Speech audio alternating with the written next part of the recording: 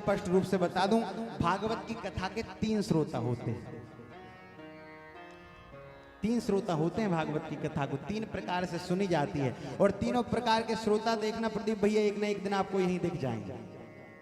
कौन कौन से होते हैं? कहते हैं महाराज सबसे बड़ा सबसे पहले होता है सोता।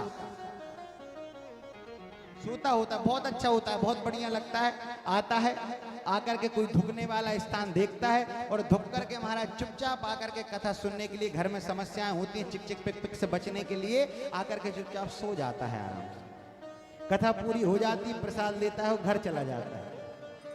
उसको कोई मतलब नहीं क्या कथा हो रही है, क्या सुना रहे हैं, क्या सुनने को बैठे हैं, वो तो महाराज आया और सो गया। अच्छा, दूसरा होता है सरौता। वो आजकल प्रदीप भैया आपको खूब मिल रहे होंगे। सरौता मतलब ज्ञान देने वाला। आएगा, आकर के बैठेगा, प्रदीप भैया आप बहुत अच्छी कथा करवा रहे हो, लेकिन अगर महाराज आप ये टेंट अगर इस तरीके से न लगवा करके अगर सीधा लगवा देते तो और अच्छा होता। मंच अगर यहाँ ना बनवा करके उस तरफ बनवा दिया जाता तो और अच्छा होता। अच्छा, व्यास जी आप लाए हो, अगर थोड़े और बूढ़े से होते तो और अच्छा होता, उनका गला थोड़ा और अच्छा होता तो बहुत बढ़िया होता। बाकी सब ठीक है।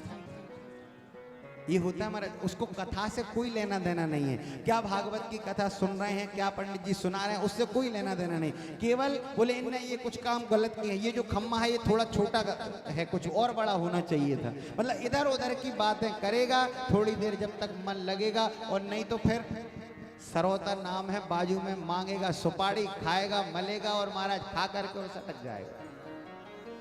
ये होता है सरौता। और तीसरा जो होता है हमारा सच्चा श्रोता होता है, जो भागवत की कथा में कोटला ने और एक अमेजिंग जो होता है हमारा सच्चा श्रोता होता है, जो भागवत की कथा में व्यास जी के बैठने से पहले ही आकर के बैठ जाता है और पूर्ण भागवत की कथा सुनता है। आरती के बाद जब तक व्यास जी बैठे रहते हैं तब तक महाराज उठता नहीं है, और महाराज बाद में पूर्ण कथा सुन करके उसका चिंतन करता है, मनन करता है और अपने जीवन में उतारता है। वह होता है सच्चा श्रोता। और सबसे बढ़िया वाला जो माना जाता है वह होता है सच्चा श्रोता। गोस्वामी श्री तुलसीदास जी महाराज कहते हैं, बोले जिस व्यक्ति ने इस भगवान की कथा को नहीं सुना, बोले वह व्यक्ति के कान तो केवल सर्प के बिल के समान हैं। हो रामचरित जे सुनत अघाई, रस विशेष जाना तिन नाहि। राम सिया राम जय जय राम, राम सिया राम जय जय राम। हो रामचरित जे सुनत अघाई, रस विशेष जाना तिन नाहि। राम सिया राम जय जय राम, राम सिया राम जय। ओ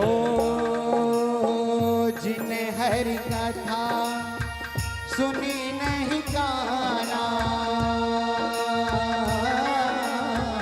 श्रवण रंद आहि भवन समाना। राम सिया राम जय जय राम, राम सिया राम जय जय राम। कि रामचरित जे सुनत आघाई, और रस विशेष जाना तिन नाहि। भगवान की कथा को सुन करके, राम की कथा को सुन करके, कृष्ण की कथा को सुन करके जो यह कह दे महाराज कि बहुत दिन हो गए इस कथा को सुनते सुनते, अब तो अघा गए सुन सुन करके, मान लो बोले उस व्यक्ति ने तो इसके रस को ही नहीं जाना, रस विशेष जाना तिन नाही।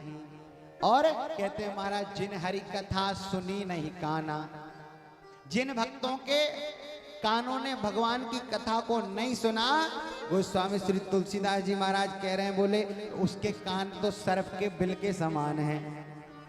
इसलिए भगवान की बड़ी कृपा है कि हम और आपको यह मानव जीवन मिला, और मानव जीवन पाकर के कहते हैं महाराज सबसे बड़ा यह कार्य है कि हम कथा को सुने, सुन करके महाराज समझ करके चिंतन करके और अपने जीवन में उतारें। यह सबसे बड़ी सार्थकता है। आइए दिव्य श्रीमद् भागवत की कथा